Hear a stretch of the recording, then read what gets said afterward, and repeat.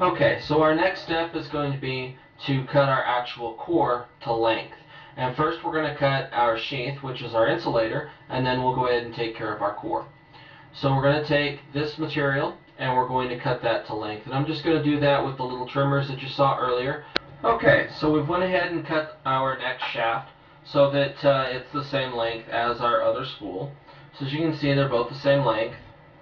So our next step is going to be to put our core material in it, and then we're going to go ahead and mill this area down to accept our coil ends, and also to remove as much of the material as we can from here so that it will increase the inductance between our coil core and our actual coil winding. Okay, so our next step is going to be to insert our core into our material. And how I did that is I just clamp it up into a vise, and then this plastic is pretty malleable, so we don't have to pre-cut threads, but you can actually use a tap and die and use the tap and actually tap threads into it, and then just screw your rod straight away in. But what I like to do is just let the rod cut its own groove inside of there. That way this stays solid and connected at all times. And I've measured it so that it's not going to go any further than our threads were.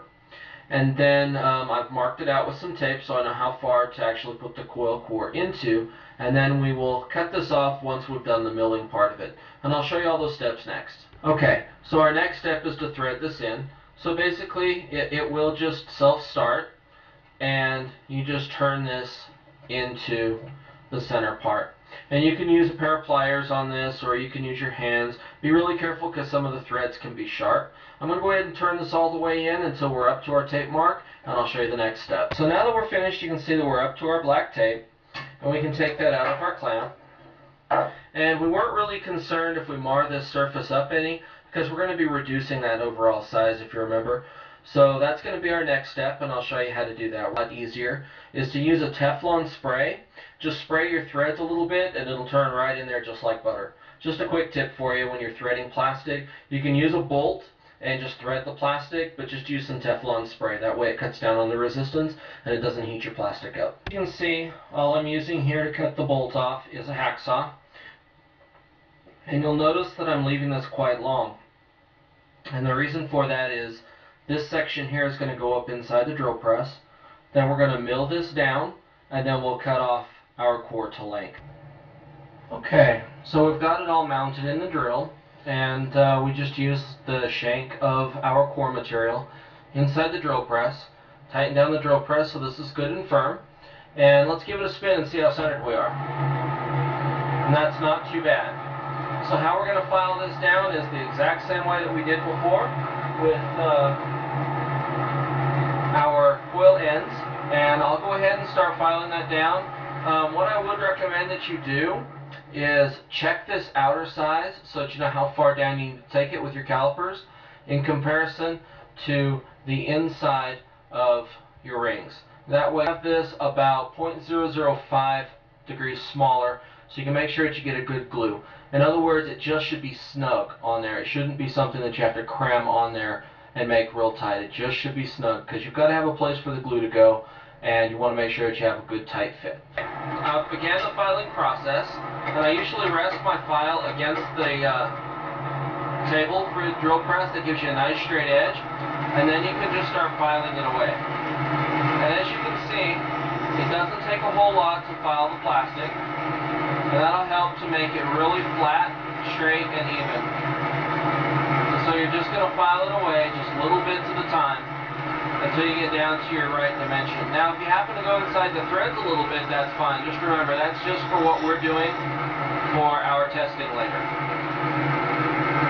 So I'll go ahead and file this all the way down to size, and then we're going to sand this like we did with our other coil ends.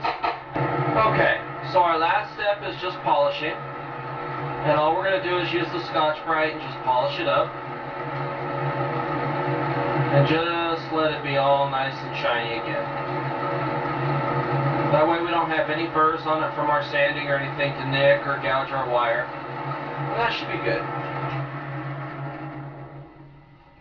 And that looks really good. It's very consistent all the way down. I've checked it with my calipers. Let's go ahead and try fitting our ends now. Alright.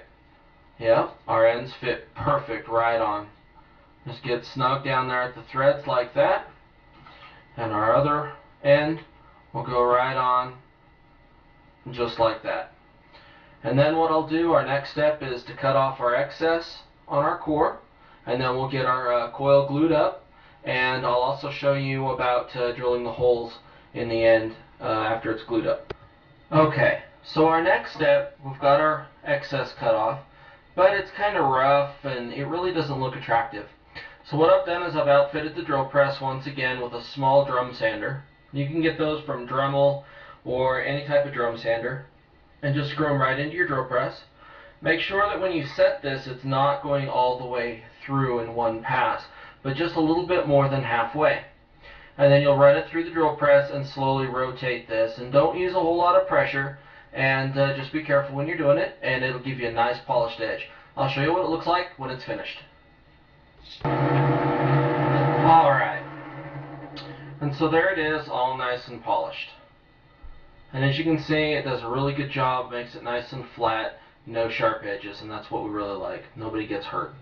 Alright, so our next step is to fit on our two coil ends.